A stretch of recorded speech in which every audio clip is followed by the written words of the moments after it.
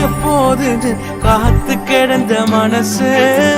சத்தியத்தை பித்து புடிச்சு தேடுன அந்த உசுறு எப்போது கனி கொடுப்பேன்னு காத்து கிடந்த மனசு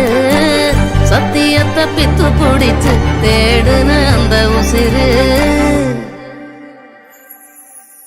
நான் ஜெபிச்ச ஜெபமெல்லாம் வீணா போகவில்லை